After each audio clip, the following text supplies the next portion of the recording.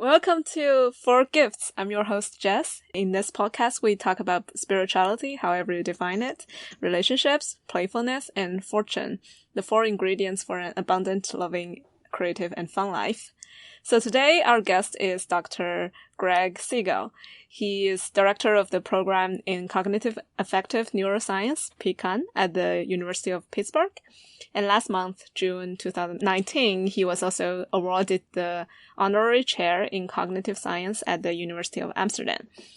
And he is devoted to understanding interactions of cognition and emotion, especially their association with mental disorder and recovery, such as depression and anxiety.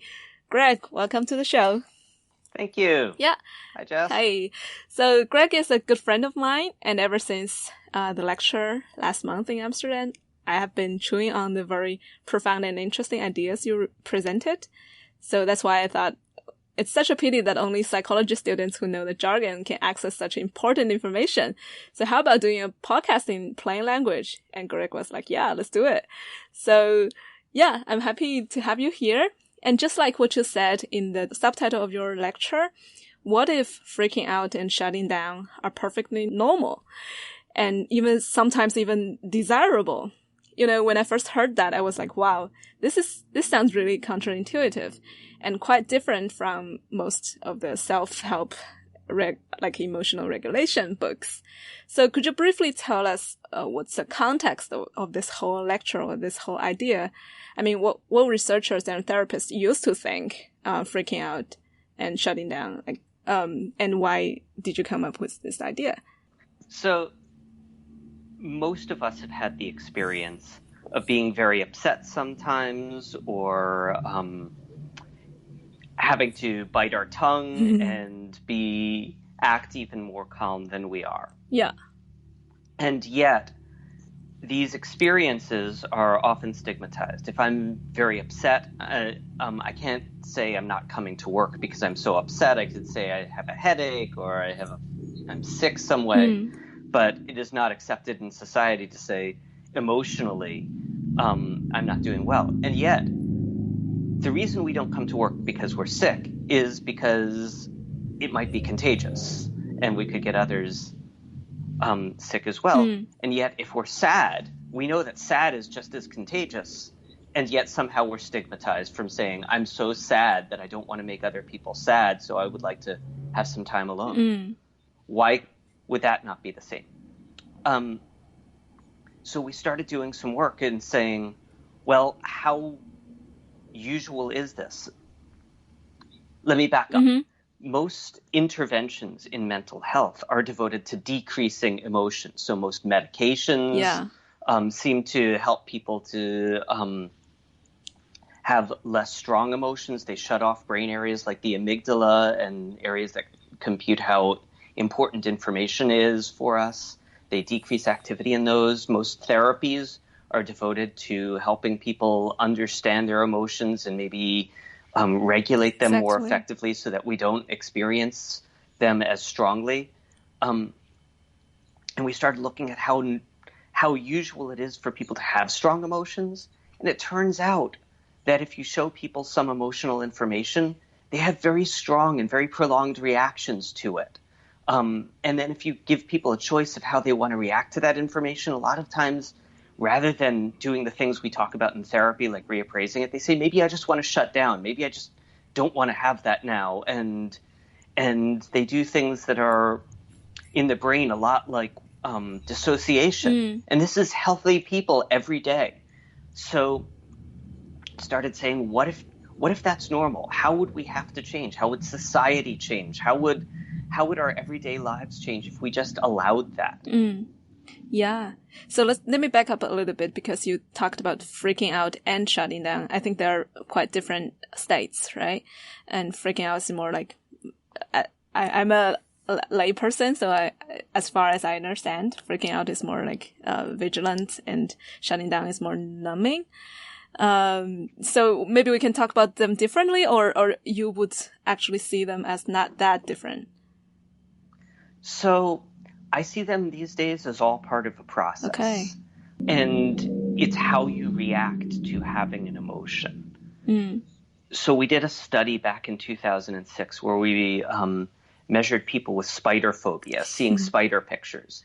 Healthy people who are not spider phobic, their amygdala, areas that recognize things as emotional, turn on, and then they have a sort of a long, low-grade reaction. Oh, that's a spider, that's a spider, that's a spider. People with spider phobia have a huge reaction in the amygdala that cuts off, and then it's like they bury their head in the sand. And this is all part of the same process, and it happens very quickly. Okay. So I think a lot of times our regulation is in proportion to the emotions we're having.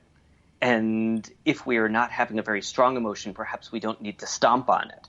But if we're afraid that we might run away or hit somebody or something, we might overcompensate and strongly regulate those emotions. So it turns out that then this shutting down might be just a normal reaction to a very strong emotion. Right. Because you earlier you mentioned how this is stigmatized even within the mental health professions. Because I also had that stigma actually. I used to think, oh, dissociation is such a bad reaction, so to say, or it must mean that you had some trauma, and that's a typical reaction if you're triggered. So we'd better not get into that dissociation state. And I just encountered that during work 2 weeks ago. So I was at work and suddenly I got triggered somehow.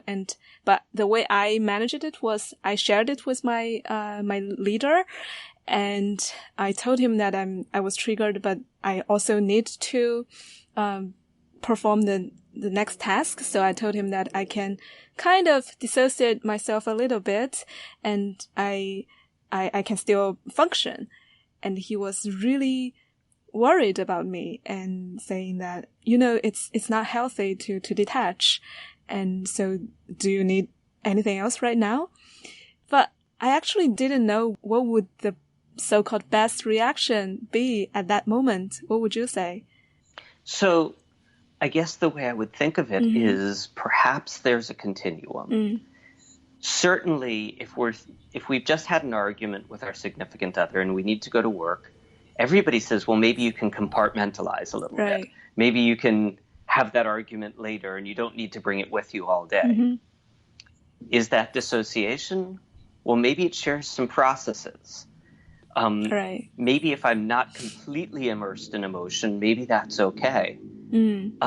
At some point when I become a fly on the wall and I can't even engage with what's in front of me, maybe that's pulling back a little too much for certain activities.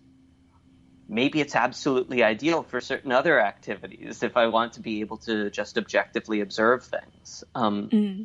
We've talked a lot about how detachment and mindfulness might actually share a lot of properties with what some people call dissociation. And maybe they're just continua. So I think managing our emotions and managing our distance from our emotional reactions can be really empowering. Yeah. What we're evolved to do, if there is danger, is shut off our brain and direct our energy to our legs so we can run away. That is our reptile brain's reaction. And over time, millions of years, we've grown a prefrontal cortex that lets us decide how much we want to indulge that process. And we can say, maybe I want to indulge it a lot and just run away from danger and have that be utter detachment, or maybe utter engagement, if depending on how you think of it. And maybe I want to have some cognitive role in deciding, I want to allow myself to experience the emotion a bit, but I don't want to be completely overcome by it. And putting that back in our hands rather than having society tell us this is how much you should be engaged or detached could be really useful. Yeah. I'm hearing that you're saying this is it's a matter of degree, and it's a matter of how you decide how much you want to engage. But do you think that already requires some basic emotional awareness and some techniques of regulation? Perhaps. I'm going to say it's something we're doing all the time anyway. These processes are not always conscious. So in the 1920s, they did these experiments where they showed people a deck of cards and said, you're supposed to remember each card. And people were pretty good at it, unless a card came up with a picture of a naked person. And then you forgot the images before and after the image of the naked person. This is maybe something like a dissociative process where you just step out of the reality of things for a bit because you're so overcome and you don't encode for a while. If all of this is just happening, then it turns out we can prepare ourselves and say, some really negative thing might happen now and I want to stay present with it. And I'd argue that's staying even more present and being able to remember things despite all of our emotion systems coming online. And yeah, that's having some presence, but it's also having really basic preparation. If you know you're going into a fight, you know that I have to be all in with this and I can't completely just disengage. And that's our prefrontal cortex helping our emotion system along and saying, yeah, this is how I want to engage with this emotional information. I would argue there's always context. There's always some level of preparation, and it's just how we want to play that one that becomes our choice. Right. There's always context. And so in the context of the workplace, that, as you mentioned earlier, if an employee wants to shut down for whatever reason, and a lot of employers would start to worry, like, if I allow this to happen, where's the productivity and how am I going to know how long this person needs to shut down? And we need a lot of education around this. So this is also what I want to talk about in this podcast. Yeah. Yeah. So I think as a society, we need a lot of education around emotional vocabulary. So, for example, some emotional things are going to happen in the workplace. And right now, we have an idea of what an acceptable reaction is. Somebody says something you don't like. Can you cry about it and really indulge that emotion? Well, most workplaces, they say you probably shouldn't spend your day crying. Can you completely disengage and be a zombie? Well, most workplaces are saying, well, that's also not, where we would like you to be. We would like you to balance on the head of the pin at this utterly, apparently regulated place. Right. Where your face doesn't belie a lot of emotion, and yet you're not totally dissociated. And when you think about this is probably a very unnatural state. And when we measure people facially suppressing emotional reactions, physiologically, they're actually over the top. Wow.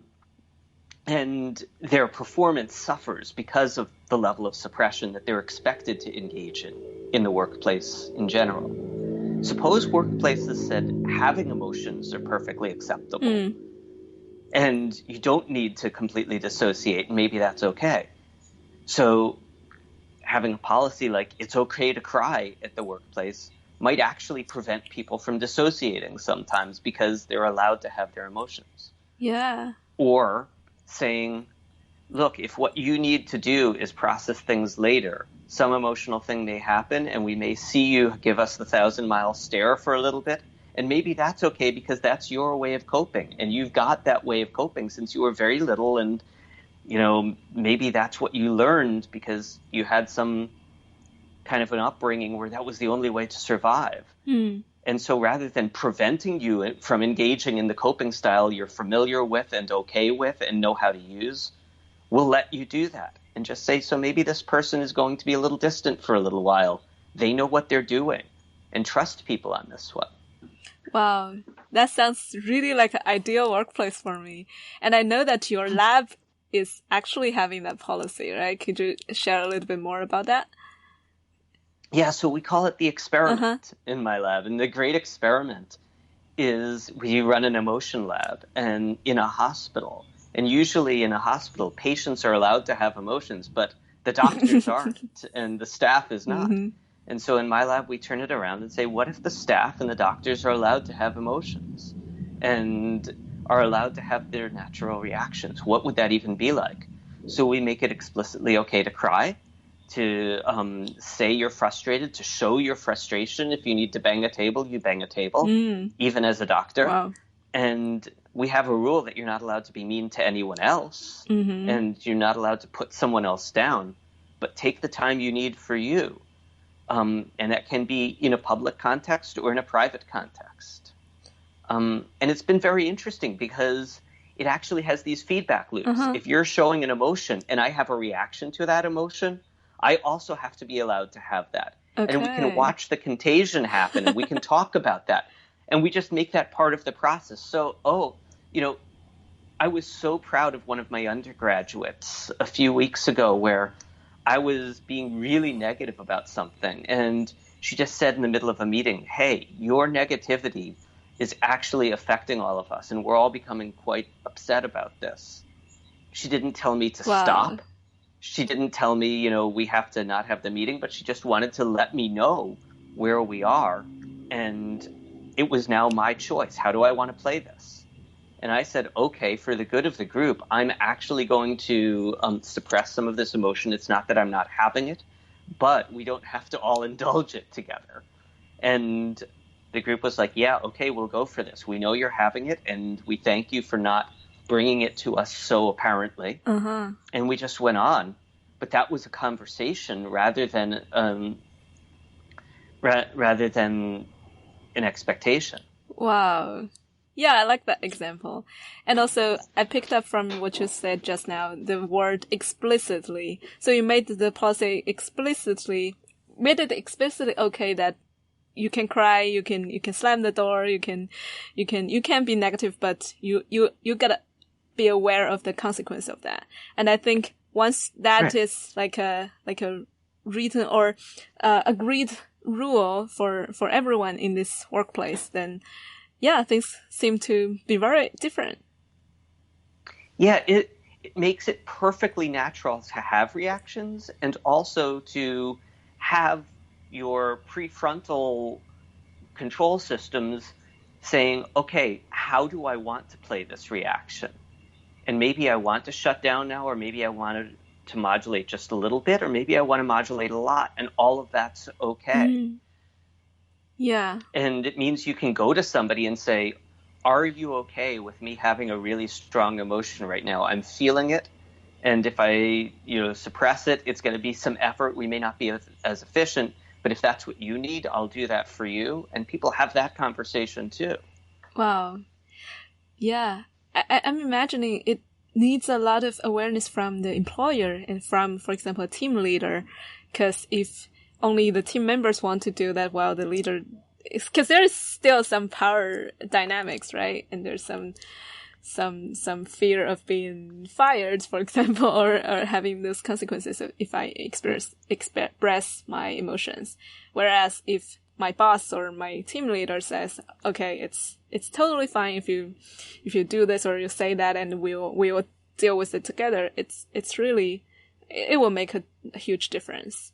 And I'm happy that the group I work with currently, the leader also told me that I consider it more professional to share what you're where you're at, and to tell me if you're not capable of doing things right now, and instead of just pretending you're on top of everything. So yeah, we make that part of the interview process. And actually, it's been really interesting watching people at interviews. When I say to people, you're allowed to have emotions and you're allowed to talk about your emotions, they smile and they all agree. And then I say, the flip side of this is I'm also allowed to have emotions. So if I'm upset, you're going to know it. And you'll hear me say I'm very frustrated with you. And then their face gets very stoic for a moment. And they're like, oh, and I said, and when I say, and if you don't want that environment, you don't have to work here, but this is your choice now. I've had people say, yeah, that's not an environment I think I can work in. Or, yeah, I really like that idea. So we've got a self-selected group of people now who actually really like that as the workplace they're coming into. Yeah. Part of it is making sure nobody feels pressured to have or show emotions. And this has actually been really important with some of our Asian lab members who are not used to expressing emotion. Right. And they say, I feel actually better not expressing my negative emotion. I'd like to keep that to myself. And because otherwise I'm going against how I've been brought up for my whole life. And we have to say, okay, so if that's how you want to be, that's fine. The one thing, again, that I make a distinction between is, if you disagree, I would like you to have the courage to disagree. If you feel scared about that, feel free to let me know. But, I need the cognitive part of that, where you're challenging your initial reaction to shut down. We need disagreement to happen. Right. If you don't want to show emotion about that, that's up to you. Yeah, I guess that's where the shutting down being perfectly normal comes from, because I actually really appreciate you saying that, because I see the tendency where, like, expression of your emotions and communicating and constantly letting people know, checking in, these are becoming more normative or desirable. Whereas if you shut down and if you really don't feel like expressing, or you're just learning, you're on the way, you're not familiar with that yet, I guess we still also need to give space to that as well, and to people who are shyer, who are more introvert, who are more, like you said, who are brought up in a different culture. But yeah, I think there's a minimum requirement that, well, at least you let me know, you tell me that now I feel like shutting down for a while. I think that can prevent a lot of guessing and, resentment. This is what I'm understanding. Or, well, I think there's a cultural context to be had here where, for example, I went to Japan, and I actually lived in Japan and learned about their reactions, and we scanned the brains of Japanese people who, when they have a negative emotion, actually their brain shuts down. This is very natural. Because you wouldn't want somebody else to have a negative emotion on your behalf. So you learn very early, if you're having an emotion, you let that go so that it's not contagious. And they would never even think of saying, I'm having an emotion that I'm shutting down now, because that's also in danger of, telling somebody I'm having an emotion on your behalf. And you don't question that. It would be all sorts of loss of face if you said, oh, you're having an emotion, right? Or expecting them to own up to it. right. So another example is in America, white men are absolutely allowed to express anger. Black men are really not. And you tell a black man, you have to tell me when you're angry. And that's going to breed all sorts of conflict, because that's not how they've been brought up. Right? Okay. And so having those reactions be natural and allowing you to have the reaction that you normally would have, and saying, as an employer, my job is to meet somebody where they are, even if they don't tell me. I have to be on the lookout for where they are and how they want to be, and empower them to have those reactions. All about it. Okay. So I misunderstood you a little bit, because when you said you want your employee to let you know that they shut down, I thought you're still encouraging that amount of expression. But now I'm encouraging them to say it's okay. I'm encouraging people to know it's okay. Right. So it's okay to have an emotion. It's okay to tell me you're shutting down for a while. And it's okay to react in a natural way and to process that later. We're just putting the entire spectrum of emotion on the table and saying it doesn't have to be implicit. Yeah, because if you ask someone who's shutting down to still gather their energy to tell you that they're shutting down, they're not really shutting down. So basically, we need to allow for that non-reaction and maybe total silence, or total, like, drop offline kind of reaction to happen.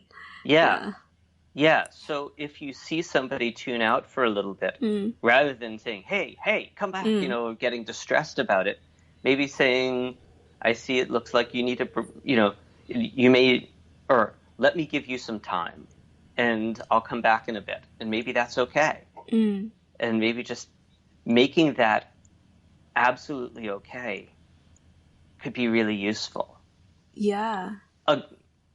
And maybe people will feel safer coming back. Right. Yeah, that's a very good point. Because if you give them too much pressure and push them to share, then, or like even express it's safe to share, actually they feel unsafe. Yeah. So we did an experiment recently where we looked at the brains of people who were practicing orgasmic meditation, which is a meditation form that involves sitting for 15 minutes with intense sexual stimulation. And one thing we know, people who have sexual abuse histories usually have a lot of problems with arousal, and especially sexual arousal. And it turns out in this meditation form where everything is completely safe, like it's non-goal directed, you experience as you want to experience and as you are okay experiencing, and where everything is predictable and where your reactions completely dictate what happens. If you say stop or slow down, that all happens. In that context, the people who are being stroked, it's a stroking practice, who have sexual abuse histories have no problem with arousal. And we wanted to submit a paper just called Not Broken. You know, it's not their physiology is broken as much as if you make it completely safe to have a reaction and to pull back and to let these processes play out naturally, then actually they can lean into arousal and there's not a problem doing that.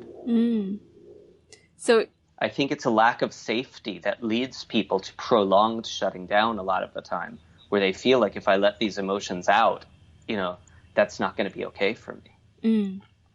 So is that related to trauma and trauma healing? I think it can be. You know, we have not yet shown that this is a clinically useful practice. But we have shown that exposure therapy is very useful, where you expose somebody to the things they're traumatized by and allow them to have an emotional reaction and provide a safe environment for that. And their trauma symptomatology often seems to subside some. That sounds a little bit tricky, though. Can it re-traumatize people, like by exposing to? It looks like it depends how you do it. And there's a lot of arguments about exposure therapy and how to do this right. One of the things we're finding is that it may help to pre-expose somebody, to show them a glimpse of what's going to happen and say, here's where we're going. Now prepare yourself. And then to leave for 15 minutes and not do anything related to that. And then come back and do the exposure. And their brain has gotten in a state where it knows what it's doing with the information, how it's going to react, how it's going to use that information. And something like that actually tends to perhaps work a lot better than if you just throw somebody into the tank with the shark. Yeah. So there's a lot of, again, context and safe environment, basically set and setting going on. I think it's all set and setting. Yeah. It's interesting that set and setting is so like a common sense in the psychedelic world, but among maybe mainstream psychology or psychiatry, it's not really that common, right? Or I think it's something that has been more implicitly acknowledged, but not made explicit a lot of the time. I got my first taste of that a bunch of years ago with an exercise study, where we all know that exercise is beneficial. And so we wanted to demonstrate that exercise was beneficial for mood. So we brought people into a very stark lab room with lots of equipment and hooked them up. And somebody in a white lab coat had you just step on a step device, you know, up and down for 15 minutes, and then did emotion tasks. And people's emotion was no better regulated. They didn't say they felt better. Nothing was happening. And we said, why doesn't this work? And I was presenting on these data saying maybe exercise doesn't always help. And somebody reminded me of a study of hotel workers, where it turns out hotel workers get lots of exercise. They're constantly turning over mattresses and things. They get none of the health benefits of exercise. it turns out if you tell hotel workers, think of your job as exercise, and we're going to allow you to, really lean in, push the mattresses when you turn them, and think of all how good this is for you, they start getting the health benefits. Setting changes everything from our body's reaction to what's happening to our mind. Yeah. That also reminds me of what James Fadiman was also talking about, this whole real world evidence. So instead of having working out in a lab with all the white coats, those kind of setting, you actually need to study people in real life and collect evidence from there. Yeah, absolutely. And that's, I think, the way psychology is moving now, is we're doing a lot more with passive monitoring as people go through their everyday lives. We know that they don't act the same in the lab. There was a study a very early study, maybe in the 70s, where they monitored people's heart rate to lab stimuli, like movies, and it went up this high. And then they kept the heart monitor on them and let them go home. And as soon as they got home, they were watching a football game and having a fight with their spouse, and their heart rate was so much higher than anything in the lab. We were realizing the laboratory is not a good context for either stimulation or intervention a lot of the time. Right. Yeah. And just now when you talked about the cleaner in the hotels, you used the word lean in. What does that mean? And what does it mean to lean into an emotional state? Because, well, we often heard about this word lean in from a very professional, like people who want to, they encourage women to lean a step forward, so that kind of leaning in. But I know by lean in, you mean something different. Right. So it's a vocabulary that neuroscience has not used a lot. What I can say is we use a lot of vocabulary about regulation and how does regulatory control interact with having emotional processes. And it turns out these reactions are happening all the time, and we can prepare to say, how much do I want to control a reaction? Perhaps leaning in is about not over-controlling.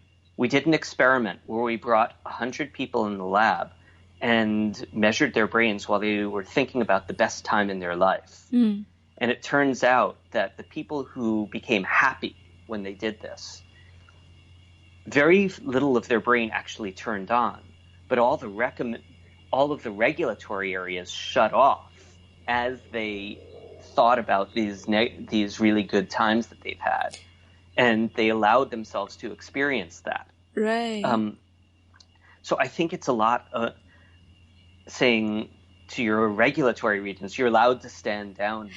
Okay. Another example is we believe orgasm is a lot of process of letting go, stopping regulation. Yeah.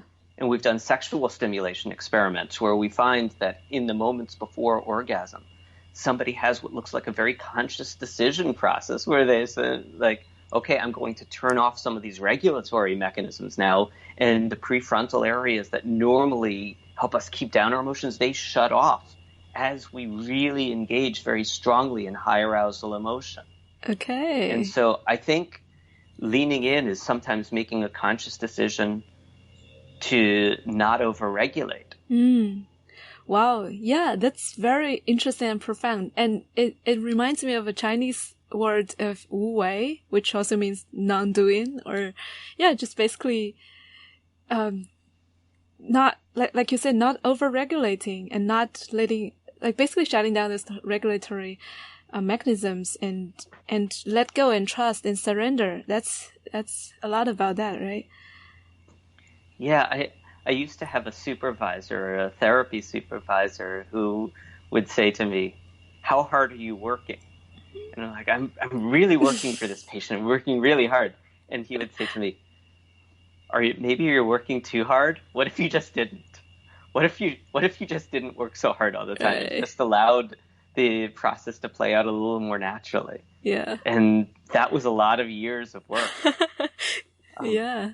And when I was in the Zen monastery, I had the exact same comment from a Zen master was, what if you just allowed these processes to play out and didn't work so hard to sort of keep the lid on all the time. Yeah. I also remember during your lecture, you mentioned a study where actually not regulating anything, like not doing anything to your emotions, ended up having quite like almost similar or even better results than regulating very hard. When you, yeah. This was incredible, where they had people use the canonical strategies that we teach in therapy, or not. And it turns out that not doing a lot of the things might work out just about as well. We've also done a study with depressed people where we ask them what strategies they're using. And it turns out, compared to people who are not depressed people are using more regulation strategies. Wow. They're working all the time to keep emotions in check, and maybe this isn't what they need. And maybe allowing yourself to experience sometimes might be easier and take a lot less cognitive work, and might allow you to do other things.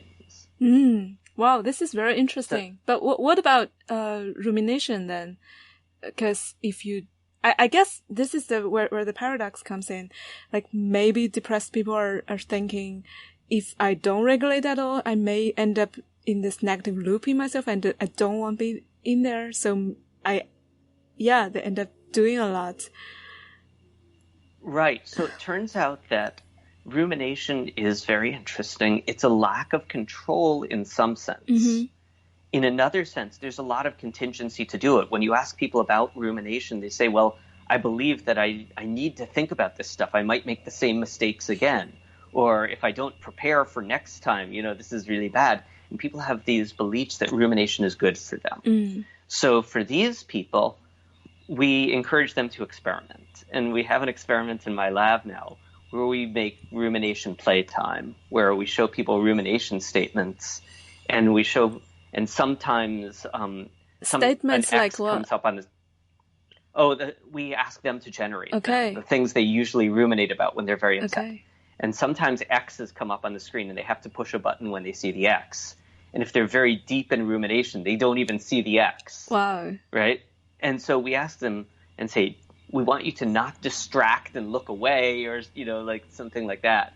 And we want you not to be totally self-recriminatory and go to the depths, but maybe try and surf. Maybe allow yourself to see these statements and say, yeah, that's bad, and ruminate a bit, but also stay present when the X comes up.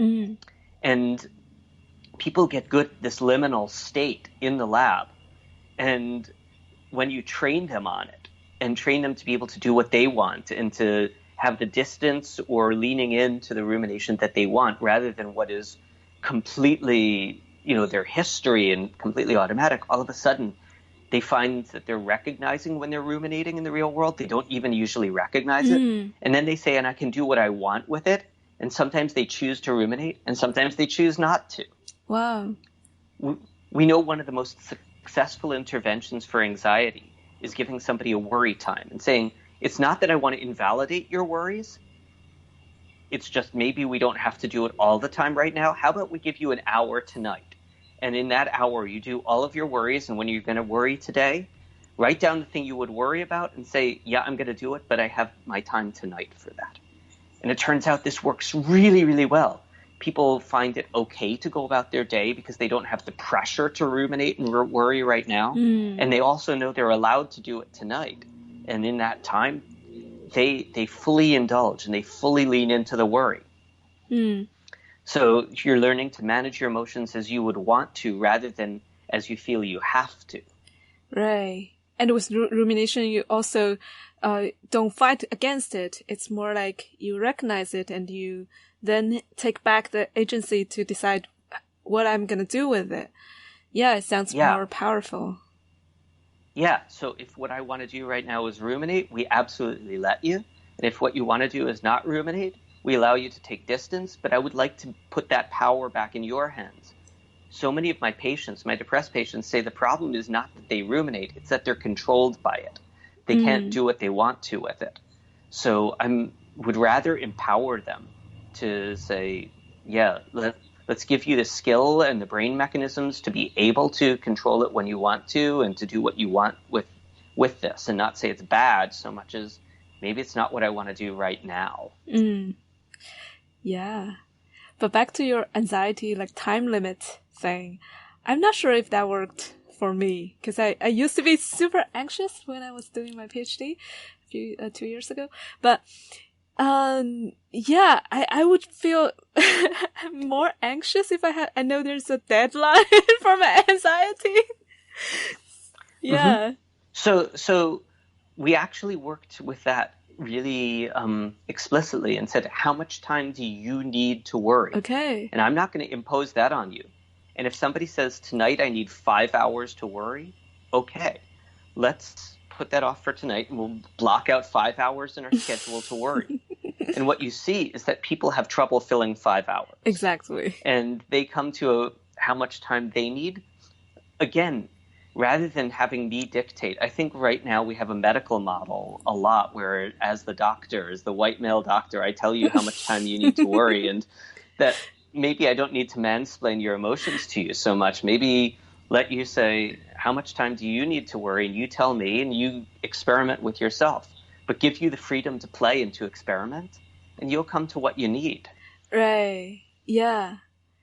I think what I found difficult was not that, well, if I give myself 5 hours, of course I'm not going to worry in the full 5 hours, but it's more like, okay, I allowed myself to, for example, worry for an hour, but what am I going to do in the rest of the day? And what if the anxiety came back again, and maybe I would feel more frustrated because I already allowed myself to worry, but it comes back again.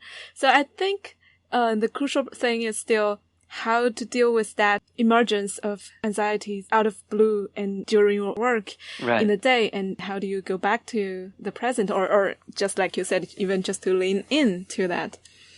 So this is where we've been really enjoying these experiments with playtime, with rumination in my lab, because people in a very low stakes setting get to say, yeah, this is about how much I need to lean in. What happens if I don't? And a lot of people who come in, I've been so surprised, they've actually never done the experiment of what if I just didn't ruminate right now? Would the world actually end?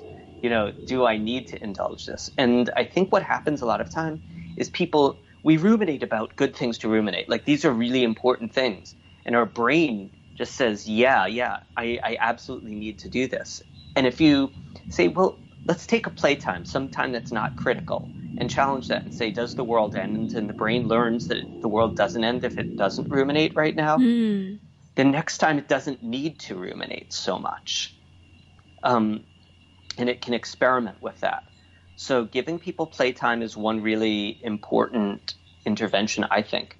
Another thing is, as long as you're fighting against a rumination, in the workplace, if you say, I'm not allowed to have this, I'm not allowed to worry, then you're constantly going to be upset about it, and the upset's going to restart the emotion loops. If you say to somebody, hey, look, if what you need to do now is worry and ruminate, sure, do that explicitly. Like, make that your practice. Take 10 minutes, take however long you need. People will worry and ruminate for a bit and get that out and be done with it and come back and say, yeah, I finished that, or, I've indulged that. But yeah, making that part of an explicit process rather than stigmatizing it, I think could be very useful. Wow. Yeah.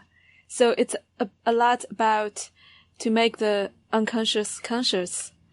And I think either make the unconscious conscious or make the conscious suppression meta-conscious and say, yeah, this is what I'm doing and that's what I feel like doing, or no, I don't feel like doing that. Yeah, that's actually the opposite of the overwhelmed sense usually happens in depression and anxiety. So you actually get on top of that. Or I remember a word you would like to say is surfing. So instead of being overwhelmed by that giant wave, you actually go on top of it and surf it. Yeah. Exactly. And what we've found is that once people get this vocabulary of surfing, they actually can play. And you can play in the land of really high emotions and sometimes even enjoy it. never seen that more than when I've talked to some people, for example, in the BDSM community, where they say, I intentionally have really high arousal negative experiences, and I like playing with those states in myself. And I think perhaps there's something to learn from that. So we did an experiment where we went to an extreme haunted house, and we measured 125 people as they went through this extreme haunted house, and we measured their brains before and after. And before they went through, they signed a consent form saying, I'm going to have the dickens scared out of me. And they said, yeah, that's exactly the experience I want. And they screamed and they cried and they came out. And then we asked them about their emotions, and they said they felt great. And this was a whole lot of fun for them because they weren't suppressing the negative affect. They weren't suppressing fear. They were actually leaning into it, and they felt better afterward. And we looked at their brain, and their brain wasn't doing a lot of regulation afterward. And you could startle them, and they had very little of the reactivity that would say they're trying to suppress that. Wow. So what do you think is the difference between haunted house or BDSM play parties compared to our day-to-day life? Why is it so hard for people to lean in and to surrender in our normal waking consciousness? Well, I think there's some differences. You know, the workplace is rarely accepting of having an actual emotion reaction. Even if we say, I want to allow you to have emotions, does that mean you're allowed to really cry and scream at work? Maybe not. And maybe it should be allowed. I know one workplace that has a place where you can go to cry, and it's explicit like that. Yeah. I think also people tend to confound having an emotion with being mean. And, you know, saying this gives me the right to really lay into somebody else.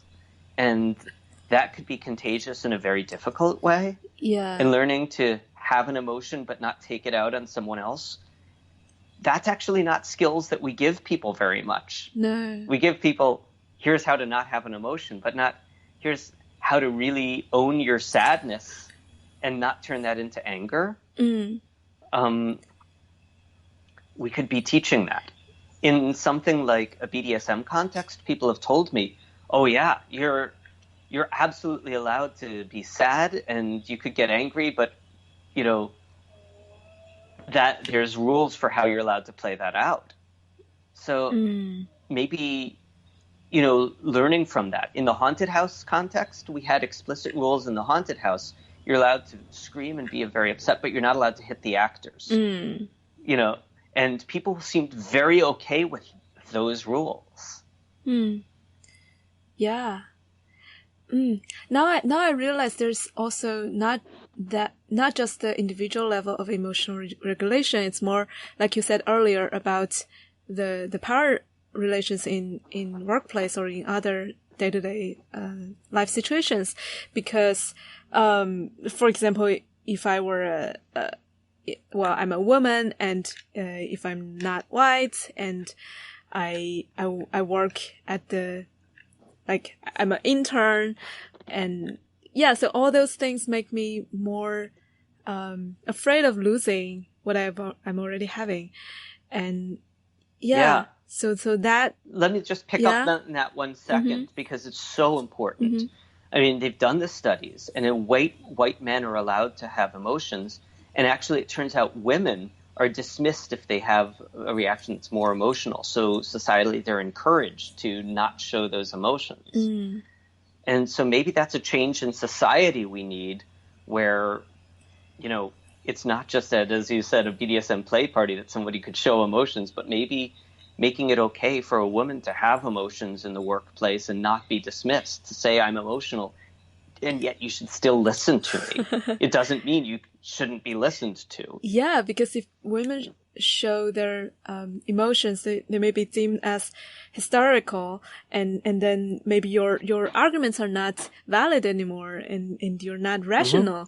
And yeah, and especially women with anger, like men maybe are more encouraged to show their anger, and well, that was deemed more like you showing your leadership or something. But women, if being angry, they immediately are seen as not being rational. And on the other hand, men are not encouraged to show their sadness. or and maybe everyone had a negative understanding of aggression or of a lot of so-called negative emotions. That's why I guess it feels really restrained in many contexts. Yeah. Can you imagine if workplace training started with somebody says something and no matter what the emotion they're having, I want you to actually listen for the content. And to start with, I hear you. I hear what you're actually saying. Here's what I think you're saying. I mean, the level of diffusion of emotion that would bring and allowance for you're having an emotion and yet I'm actually getting content. Wow. I think that requires a lot on both sides or on everyone. I think it does require a lot initially. We're not practiced at it. Yeah, I agree totally. Because again, that's why this kind of awareness and education is needed, and it's like a protocol. Everyone, if everyone knows about it and practices on it, and gradually it may become less difficult. It's pretty much the same with in relationships, I think. Yeah, while you're shouting, while you're being emotional, can you still hear what the other person is saying and the content and more importantly maybe the subtext? And that's super hard from my own experience. Well, and giving that as emotions or information in couples therapy can be very useful. And yet in couples therapy, how often do we say, and maybe shutting down is also a natural part of emotion. So maybe this person can't communicate explicitly with words right now, and maybe that has to be okay. How often do we say, allow them the time to not communicate rather than pushing and saying you must express more? Yeah, I think that's a pressure from a lot of couple therapies or those self-help books to encourage communication. And now I realize not communicating is actually part of communication. And allowing the space for that and saying we could come back to this later. Maybe we don't have to do this right now. Or maybe what I hear from you, I see that you're backing off from this. Maybe this environment doesn't feel safe. If somebody starts to shut down, asking the question, what could we do to make this safer right now? Can you imagine if that was the response to shutting down was, hey, let's make this safe for a little while? Wow. Yeah. So far we've been mostly talking on the cognitive level. So like to let people know shutting down is okay and to experience that and understanding rumination and all the reactions. So what about the body? What about all the emotions stored in the body and expressed through bodily reaction? Oh well, of course, shutting down is obviously also very bodily. Sure. So saying that having an emotion is something that's restricted to just this much of you, we all kind of know we probably tense up when we have emotions. And, our heart beats differently. And maybe that's all integral to having emotions. It turns out that probably, or we can measure the physiology of emotions, and emotions have huge autonomic components that maybe also we don't want to deny. So, have an emotion and you start breathing differently, and maybe that's okay. It turns out that we perceive our emotions a lot from what our body's doing. So Damasio has written these books on what he calls somatic markers.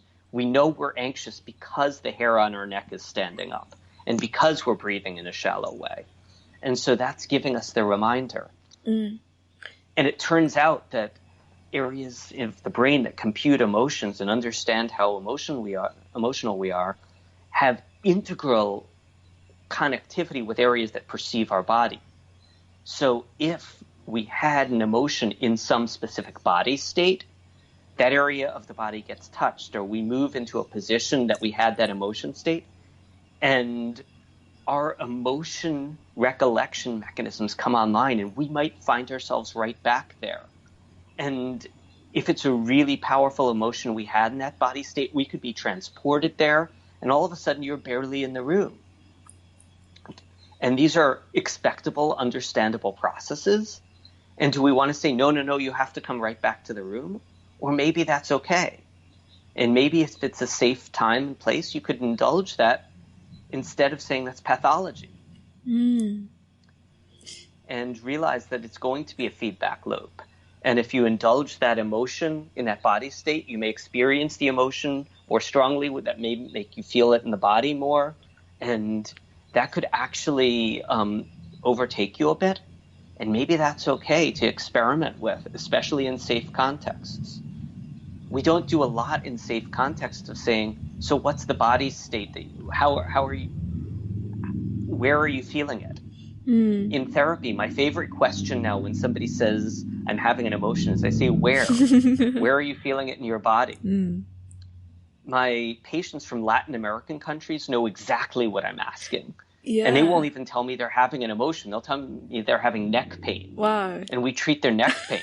Yeah, you know? I also heard that Latin American women also even are aware which one of her two ovaries, which one is ovulating and which one is irritated. Yeah.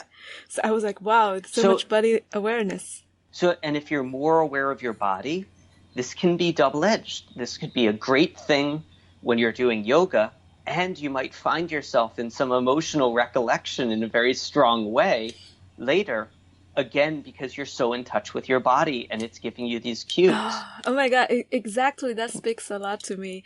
Like I also see it as a double-edged weapon or a mixed blessing, because recently I'm more and more in touch with my body. So that, like I said yesterday, when I was thinking about some sad things, my stomach really hurts. And nowadays I can differentiate what kind of pain it's like emotional pain in my stomach. What kind of pain is that I ate something bad. But so that sensitivity gives me a lot of signals, about, they say a lot about my emotions, and then I can act accordingly, and I can go practice some self-care. But on the other hand, sometimes I was like, it's so annoying. My body now becomes so sensitive, or becomes so in a way in tune, so that I can no longer ignore it anymore. Because I was in ignorance for 25 or more years, and I wasn't in touch with my body at all. And that seemed to be somehow easier. Yeah. Yeah. Our society's relationship with pain is basically pain is bad, and if you're feeling it, do something about it to make it go away. And so we have all sorts of analgesics that become, if your stomach is hurting, you take this. If your head is hurting, you take that.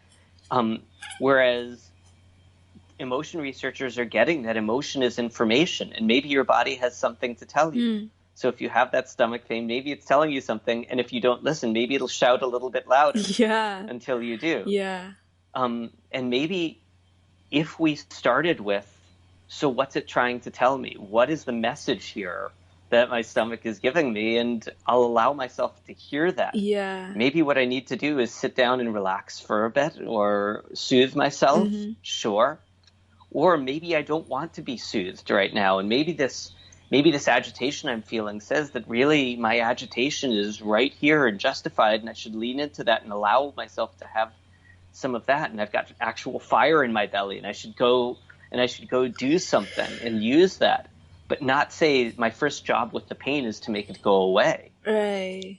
Yeah, that reminds me of a recent time when I felt really, again, I was triggered, and I felt really sad and angry and don't know what to do in my stomach. And then I think I called you, and you were like, so does that pain necessarily have any meaning or have any story attached to it? And I realized it's not. Maybe if I only focus on that sensation, it's only sensations. And then I remember you encouraged me to play with that, or to just to notice how much intensity, how much arousal there was in my stomach. Yeah, and honestly, I don't remember what happened afterwards, but I felt better, and I went back to work. Well, right. But could you explain a little bit more the mechanism of that? Like, why did you ask me to kind of detach the physical sensation from my stories, and then how did you move from there? So we start with, so what's the information? And the information is often a very short story, and we validate that and allow that, and say, okay, so what's the rest of this? The rest of this is just arousal, and arousal is arousal, and you get to play with that. And rather than saying high arousal is bad, make it go away, how can we use the arousal? Your body's given you this gift of arousal, and we spend our lives in pursuit of that, hang gliding and, jumping out of planes and going to haunted houses. And arousal is something we pursue. So if we have this gift right now of arousal, why make it go away? Why not use that? So if we can say, yeah, what I experience is highly aroused. So, so I'm just maybe want to that. interrupt. So being aroused is please. not like what we usually say sexual arousal, but arousal in a broader term, right? Or like what I said, the upset in my stomach is also kind of arousal. Is that what you mean? Yeah. I'm saying if you have general arousal, if you feel agitated, and the upset stomach is part of that. Okay. And so we say, for you, what does that actually mean? What are the contexts in which you have that? Often we ascribe one story to our arousal because that's where our head is right now. And maybe it's a different story we could be giving ourselves. And maybe one is not more valid than the other. So often I'll ask somebody, so the place you're going with that, you have agitation, and the place you're going with that is to say, I must be scared. And that's one story we could tell. Are there other stories? It turns out if you give people glucocorticoids, which make their heart beat very fast and make them sweat a bit, half the people say, I'm very scared, and the other half the people say, I'm so pumped, I'm going to go out and do something. And that's just interpretations of the same physiology in different ways. Yeah. And once we get the actual meaning from our emotions, we get to play with what's left over in the body, and that's ours. And maybe we don't have to shut it down. Shutting down is hard. Right. Yeah. I guess it's extremely hard when you're in the middle of some scenario or some instant stories that triggered that emotion, and then you attach them so tightly, like I'm upset because of that. But what you're doing is now separate them and seeing, okay, now I have something in my stomach, and that may have been caused by that. But if I attach another story to it, which might not be the case in the current moment, but there is still a possibility there, somewhere in the past or a likelihood somewhere. And then, yeah, that to me, the value is it brings me a very different perspective. Let me try really explicitly. Okay. The time course of arousal is very, very slow. If I shock a rat's foot, it has amygdala activity and norepinephrine release that's associated with arousal for hours and hours thereafter. The foot shock is a bit of information. It got what it needed to out of that was good information, and yet it's still going to be agitated for the next 4 hours.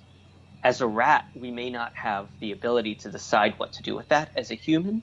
Suppose I empower you and say, I'm not going to take away that arousal, but you get to use it and do what you want with it now that you've extracted the meaning. And so, okay, we have that, and where do I want to go with it? What would be fun for me right now with that arousal?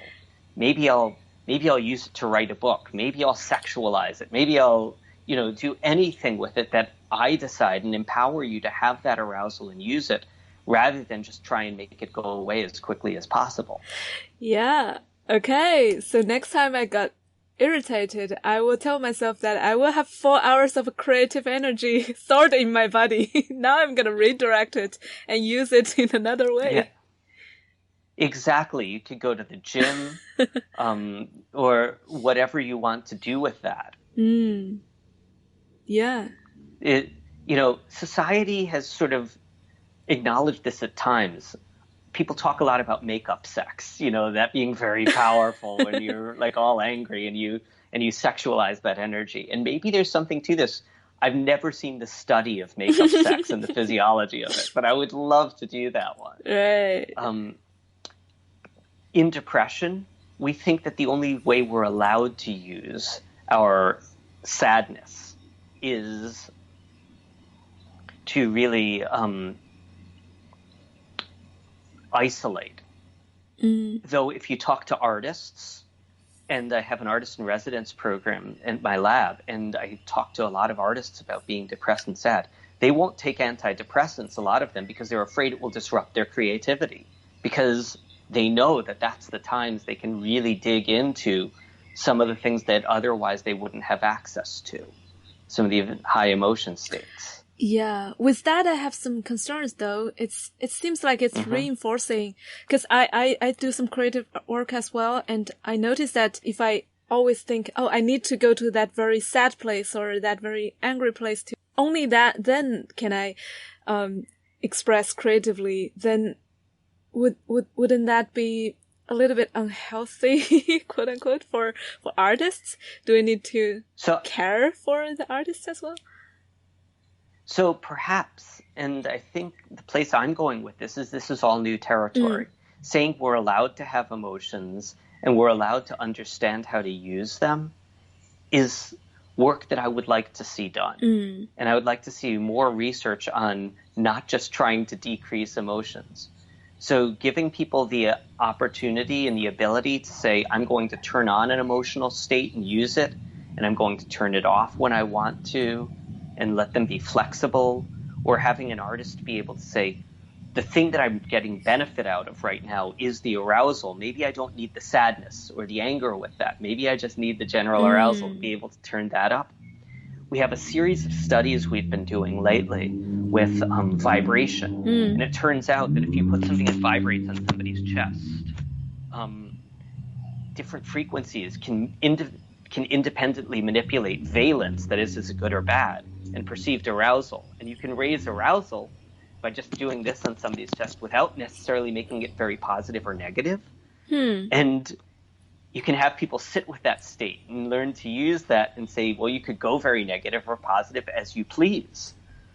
And that's not something people are very accomplished with often. And they think I'm crazy until I say to try it. And so, yeah, I think this is where my research is going, and I think could benefit a lot of people. Right. Actually, that sounds a lot like Vipassana or other kind of meditation techniques where you don't attach any negative or positive meanings to a sensation. You just observe it. Do you also do research in terms of that, or like, do you have any experience?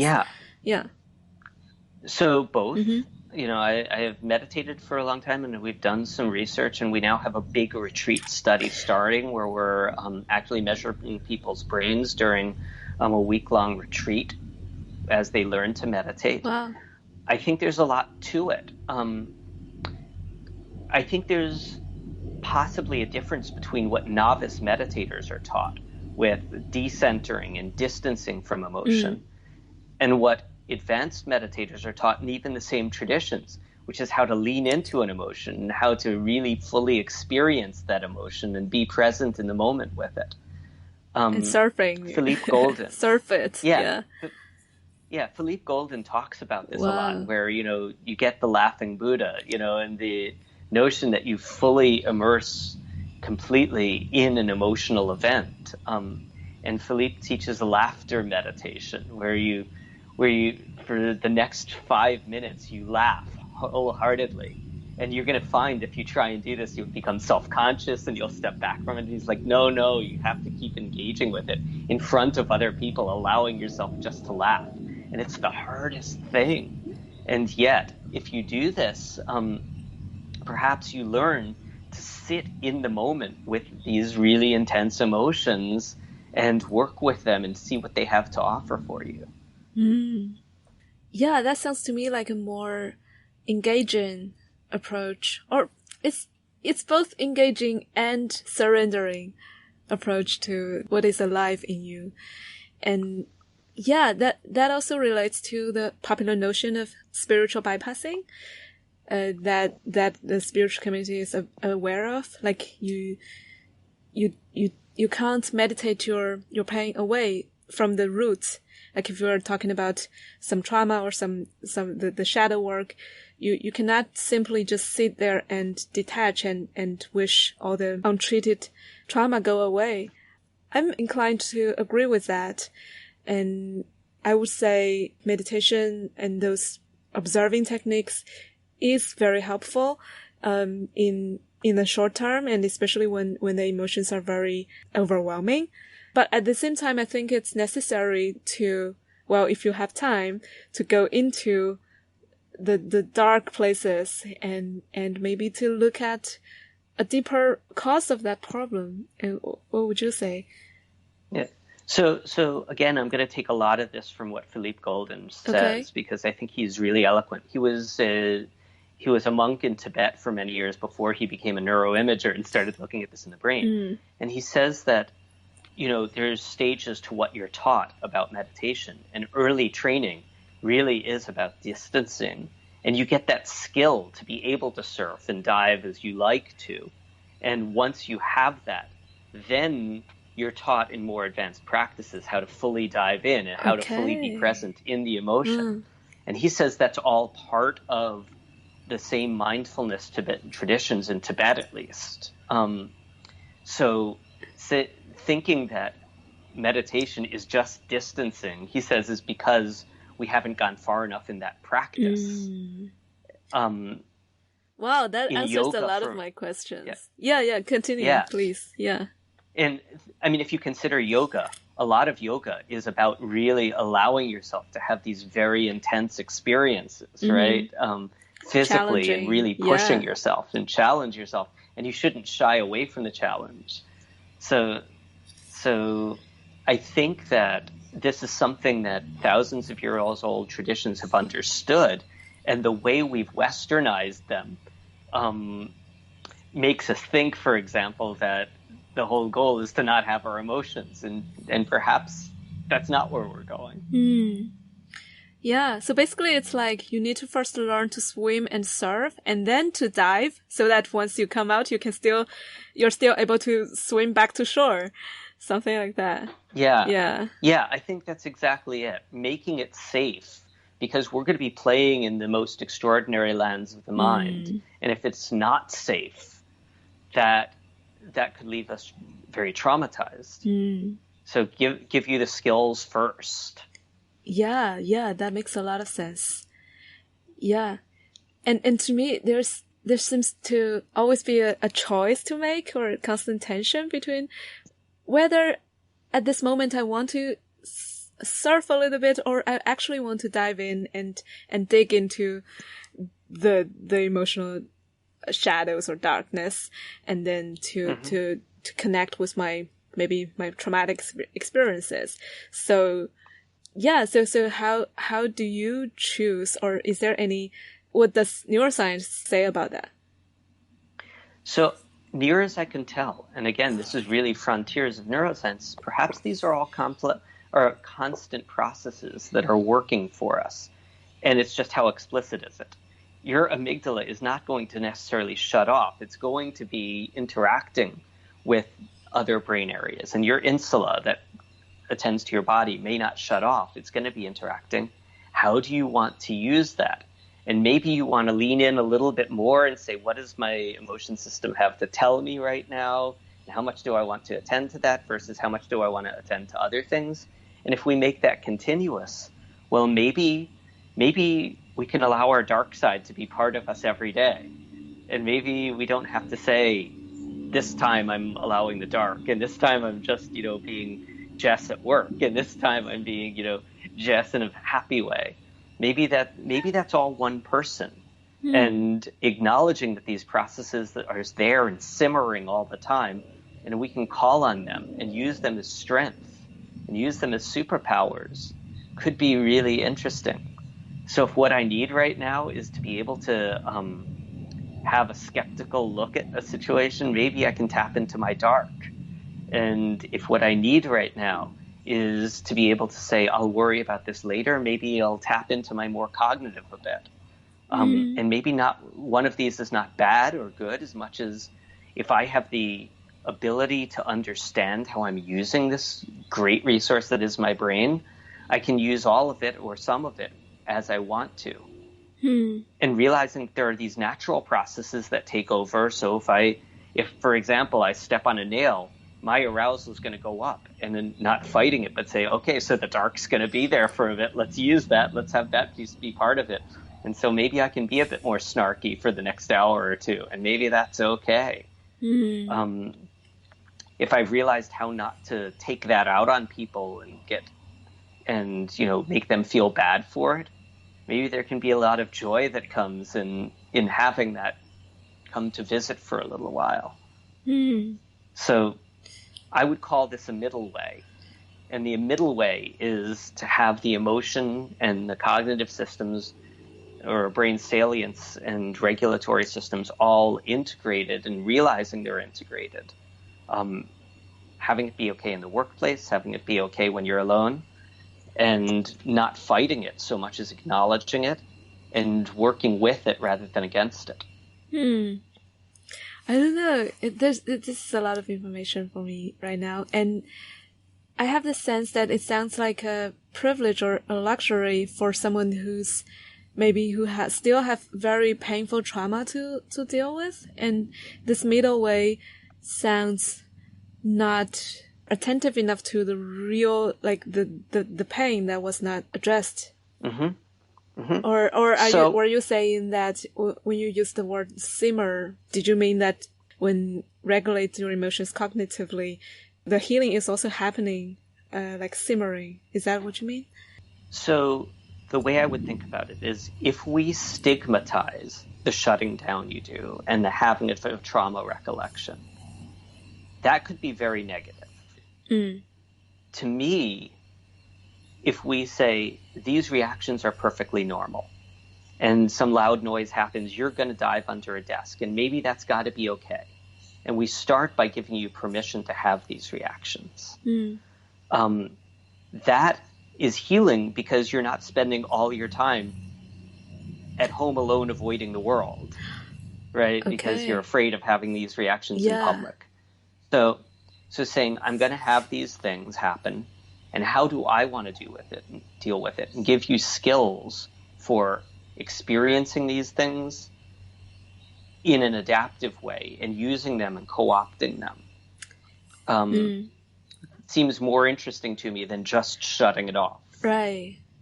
People who have trauma backgrounds often learn very early on to dissociate and saying, I'm taking that away from you and you're not allowed to use that. Like it's like invalidating the thing you've learned your whole life. How about saying you're absolutely allowed to use that, and if you want to play a bit with the edges of that, I'm right here to play with that. I remember you also said, instead of imagining yourself as a fly on the wall, how about imagine yourself as a fly in your toe, so that you're both dissociating and you're still embodied. That's amazing. Exactly. And starting to allow that, it's a different vocabulary and it's a different conversation. I actually feel very touched when you said about that, because what I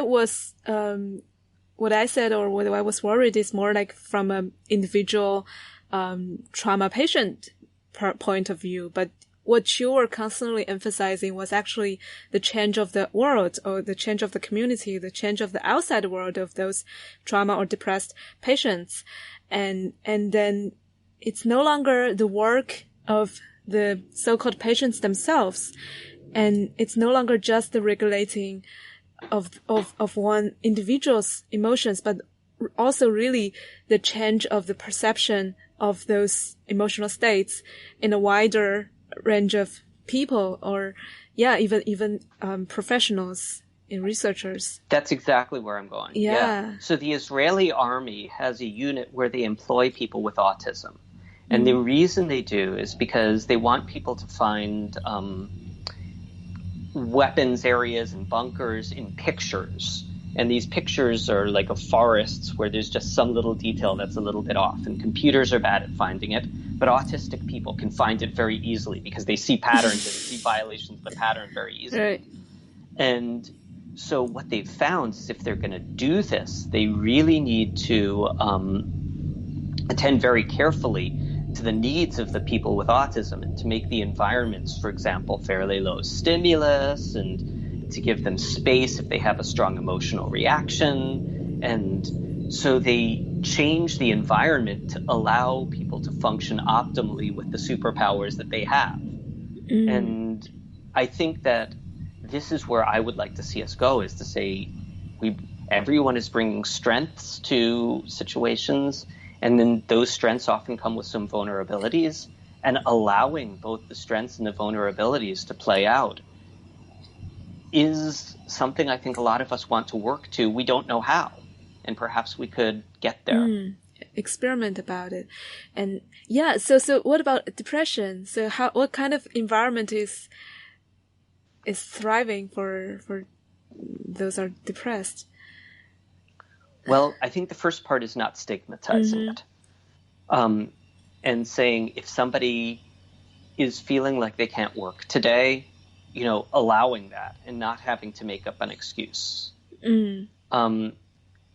Also allowing somebody to say, today I'm going to come to work and be really sad. And maybe you don't have to not talk to me because of that, but say, yeah, you're really sad, and yet you have something to contribute. So you don't feel like you have to stay away when you're sad. Having both of those exist. Having it be, there's a very successful therapy called interpersonal therapy that says if people are able to use their social network, they end up getting less depressed. So making it so that you're not encouraged necessarily to isolate, but actually to interact, and having the social network be trained for how to interact could be useful. There's a lot of places to go with this.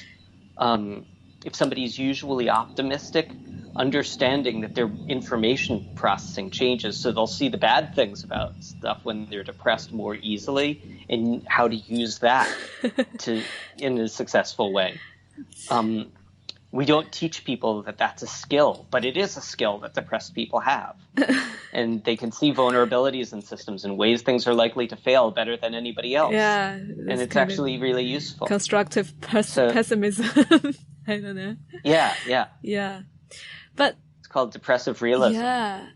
But to me, it's still, again, it always goes back to the whole social political structure of the workplace, and the whole fetishizing of productivity. And I think that's the most depressing situation we're in, and that's also what causes a lot of people depressed. And the more we emphasize on productivity and on outcome, on the constant gain, I think even with limited allowance of feeling bad, I think people are still going to be stressed and feeling bad about the depressed state, and have a lot of stigma around it. Yeah. And I think this is absolutely true. And learning to not feel bad about your depression so that it propagates could be really useful, and having that be absolutely allowed. One of the things we do in the experiments in my lab is say, if somebody is feeling really bad, how can we use it? What are they seeing that the rest of us aren't? So a lot of times I have a student who might get very demotivated, and they start beating themselves up about not being productive when they're so demotivated. And if we start with, maybe that's information. What are you demotivated about? What's going on? Letting them say, oh yeah, I just feel like this line of research isn't progressing. Well, why not? And as soon as we empower them to say, well, why not? What's going on? Often they're like, well, there are things we don't know that we would need to know. Okay, do a left turn and learn that. And they've now used their negative affect, and their depression changes because they were empowered. So I think there are these interactions, and it's not always that the depression is just illness as much as sometimes it's information. Sometimes that then the affect continues, and you could perform through that or take some time and experience reward for a while. And we also know that that works for depression. Just putting somebody in a really high reward environment sometimes helps, or having them engage more with reward and saying, this person needs to leave early a couple days a week to do something really rewarding and go horseback riding, in the middle of the day, and maybe make that okay as part of their existence when they're depressed. Is we have to fill this person's life with a little more reward. As you say, not fetishizing productivity, but fetishizing having people be where they want to be and how they want to be. That to me sounds like require a lot of radical changes both in personal life and in society. And I agree. Yeah. And I'm willing to go on any podcast that will have me on and talk about this so that we can start to make this happen. True. I'm actually less optimistic. It sounds like there's some structural change to be make. And like, yeah, we can link that to capitalism or like even, some larger perspectives. I don't know. Do you think that's necessary to always consider like we're in this matrix and a lot of our so-called symptoms are actually a public issue and a political issue? Right. So I believe, as you say, there is this larger socio-political context. At the same time, I also believe this is one where local changes can have profound meaning. So when people visit my lab and see the experiments in my lab, other people say, hey, maybe that's how I want to be. Any workplace can implement more tolerance for emotion, and that can be a local thing. True. Any person can decide to empower themselves a little bit, and instead of saying, I feel, I have a headache, to say, hey, I don't want to get everybody else sad. I'm going to stay back today and see how that works out.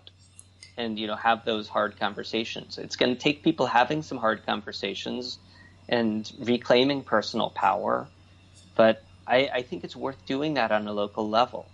The people who I've seen do that and try have been having very good results. Right. Yeah, I totally agree.